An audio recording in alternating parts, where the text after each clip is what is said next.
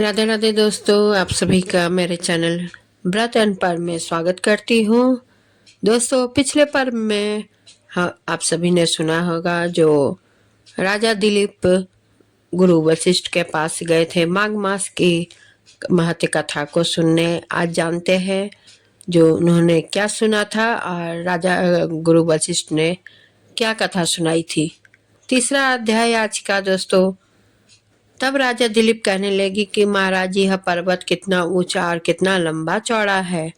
तब वशिष्ठ जी कहने लगे कि 36 योजन यानी 1 योजन 4 कोस का होता है। तो 36 योजन जाने कितना कोस का हुआ। ऊंचा ऊपर चोटी में 10 योजन चौड़ा और नीचे 16 योजन चौड़ा है, जो हरी चंदन, आम, मदार, देवदार और अर्जुन के वृक्षों से सुशोभित है। दुर्भिक्ष से दुखी होकर इस पर्वत को फल और फूलों से परिपूर्ण देखकर भृगु वहीं रहने लगे और यहाँ पर कंदराओं, वनों और उपवनों में बहुत दिनों तक तप करते रहे। इस प्रकार जब भृगु ऋषि वहाँ पर अपने आश्रम पर रह रहे थे तो एक विद्याधर अपनी पत्नी सहित उतरा हुए अत्यंत दुखी थे। उन्होंने भृगु ऋषि को प्रणाम किया और ऋषि ने बड़े मीठे स्वर में उनसे कहा कि हे विद्याधर, तुम बड़े दुखी दिखाई देते हो, इसका क्या कारण है। तब विद्याधर कहने लगा कि हे महाराज, पुण्य के फल को पाकर, स्वर्ग पाकर तथा देवतुल्य शरीर पाकर भी मेरा मुख व्याघ्र जैसा है। मेरा दुख और अशांति का यही एक कारण है। न जाने किस पाप का फल मेरे चित्त की व्याकुलता का दूसरा कारण भी सुनिए। मेरी पत्नी अति रूपवती, मीठा वचन बोलने वाली है, नाचने और गाने की कला में अति प्रवीण, शुद्ध चित्त वाली है, सातों सुरों वाली, बीना बजाने वाली, जिसने अपने कंठ से गाकर नारद जी को प्रसन्न किया, नाना स्वरों के नाद से बीना बजाकर कुबेर को प्रसन्न किया, अनेक प्रकार के नाच ताल से शिवजी महाराज भी अति प्रसन्न और रोमांचित हुए। शील, उदारता, रूप तथा यौवन में स्वर्ग की कोई अप्सरा भी इस जैसी नहीं है। कहाँ ऐसी चंद्रमुखी स्त्री और कहाँ मैं व्याघ्र मुख वाला। यही चिंता सदैव मेरे हृदय को जलाती है। विद्याधर के ऐसे वचन सुनकर तीनों लोकों की भूत, भविष्य और वर्तमान की बातें जानने वाले तथा दिव्य दृष्टि वाले ऋषि कहने लगे कि हे विद्याधर, कर्म के विचित्र फलों को प्राप्त होकर ज्ञानी पुरुष भी मोह को प्राप्त हो जाते हैं। मक्खी के पैर में जितना विष भी प्राण लेने वाला हो जाता है, छोटे छोटे पापों का फल भी अत्यंत दुखदायी हो जाता है। तुमने माघ मास की एकादशी का व्रत करके द्वादशी न आने तक शरीर में तेल लगाया, इसी पाप कर्म से व्याग्र हुए। एकादशी के दिन उपवास करके द्वादशी को तेल लगाने से राजा पुरखा ने भी तो कुरूप शरीर पाया था।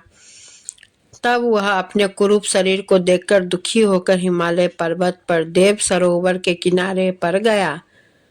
प्रीति पूर्वक शुद्ध स्नान कर कुशा के आसन पर बैठकर भगवान कमल नेत्र, शंख, चक्र, गदा, पद्म धारण करने वाले, पीताम्बर कहने वाला, पहने बनमाला धारण किए हुए विष्णु का चिंतन करते राजा पुरूरवा ने 3 मास तक निराहार रहकर भगवान का चिंतन किया।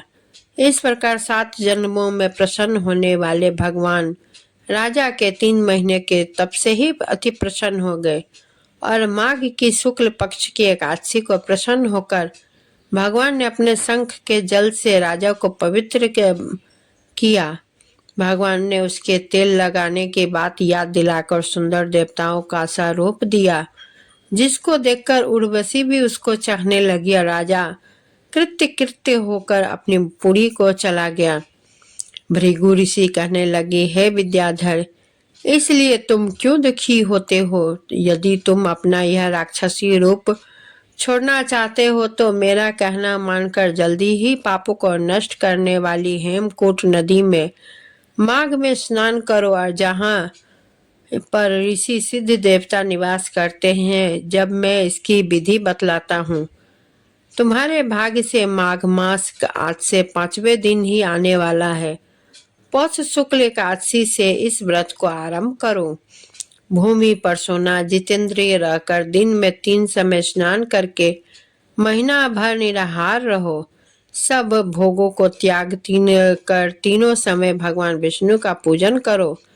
तब तुम द्वादशी को शिवजी स्त्रोत और मंत्रों से पूजन करोगे तो तुम्हारा मुख देखकर सभी चकित हो जाएंगे और तुम अपनी पत्नी के साथ सुखपूर्वक क्रीड़ा करते रहोगे। माघ मास के प्रभाव को जानकर सदा माघ में स्नान करो। पाप दलितता से बचने के लिए मनुष्य को सदा जत्न से माघ मास का स्नान करना चाहिए। माघ मास स्नान करने वाला इस लोक तथा परलोक में सदा सुख पाता है। वशिष्ठ जी कहते हैं कि हे दिलीप, भृगु जी की यह वचन सुनकर विद्याधर अपनी स्त्री सहित उसी स्थान पर पर्वत के झरने में माघ मास का स्नान करता रहा और उसके प्रभाव से उसका मुख देव सदृश हो गया और वह मणिग्रीव पर्वत पर सुख पूर्वक रहने लगा। भृगु जी भी नियम की समाप्ति पर शिष्यों सहित इवा नदी के तट पर आ गए। दोस्तों, यह तीसरा अध्याय समाप्त होता है। आप सभी को मेरा यह वीडियो अच्छा लगा हो तो कमेंट जरूर करें और लाइक शेयर करना बिल्कुल ना भूलें। चैनल को सब्सक्राइब जरूर करें और बेल आइकन को दबाना ना भूलें। इसी के साथ मैं विदा लेती हूँ। धन्यवाद।